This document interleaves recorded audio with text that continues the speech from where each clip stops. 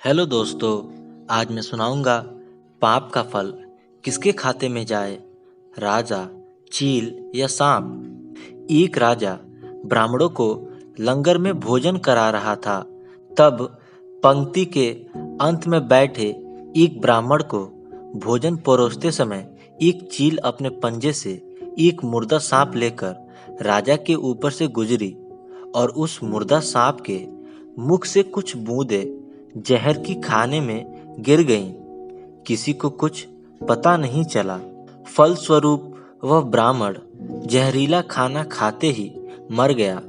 अब जब राजा को सच का पता चला तो ब्रह्म हत्या होने से उसे बहुत दुख हुआ। मित्रों, ऐसे में अब ऊपर बैठे यमराज के लिए भी यह फैसला लेना मुश्किल हो गया कि इस पाप कर्म का फल किसके खाते में जाएगा। राजा, जिसको पता ही नहीं था कि खाना जहरीला हो गया है, या वह चील जो जहरीला सांप लिए राजा के ऊपर से गुजरी, या वह मुर्दा सांप जो पहले से मर चुका था। दोस्तों, बहुत दिनों तक यह मामला यमराज की फाइल में अटका रहा। फिर कुछ समय बाद कुछ ब्राह्मण राजा से मिलने उस राज में आए और उन्होंने किसी महिला से महल का रास्ता पूछा। तो उस महिला ने महल का रास्ता तो बता दिया, पर रास्ता बताने के साथ साथ ब्राह्मणों से ये भी कह दिया कि देखो भाई, जरा ध्यान रखना, वह राजा आप जैसे ब्राह्मणों को खाने में जहर देकर मार देता है। बस मित्रों, जैसे ही उस महिला ने ये शब्द कहे, उसी समय यमराज ने फैसला ले लिया कि ब्राह्मण की मृत्यु के पाप का फल इस महिला के खाते में जाएगा और इसे अब पाप का फल भुगतना होगा। यमराज के दूतों ने पूछा, प्रभु ऐसा क्यों, जबकि उस ब्राह्मण की हत्या में उस महिला की कोई भूमिका भी नहीं थी।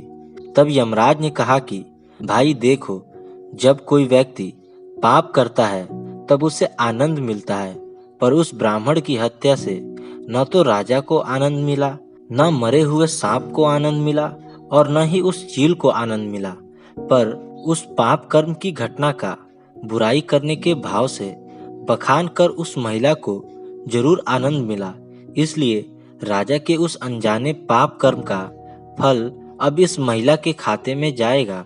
बस मित्रों, इसी घटना के तहत आज तक जब भी कोई व्यक्ति जब किसी दूसरे के पाप कर्म का बखान बुरे भाव से करता है, तब उस व्यक्ति के पापों का हिस्सा उस बुराई करने वाले के खाते में भी डाल दिया जाता है। दोस्तों, अक्सर हम जीवन में सोचते हैं कि जीवन में ऐसा कोई पाप नहीं किया, फिर भी जीवन में इतना कष्ट क्यों आया।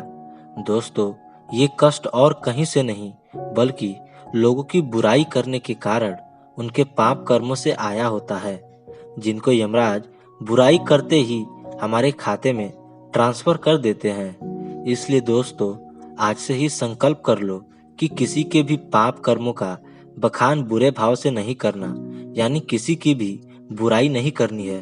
तो दोस्तों, कैसी लगी ये कहानी कमेंट करके जरूर बताएं, और ऐसी मज़ेदार कहानियाँ सुनने के लिए हमारे चैनल को सब्सक्राइब कर लें और ज़्यादा से ज़्यादा शेयर करें। धन्यवाद।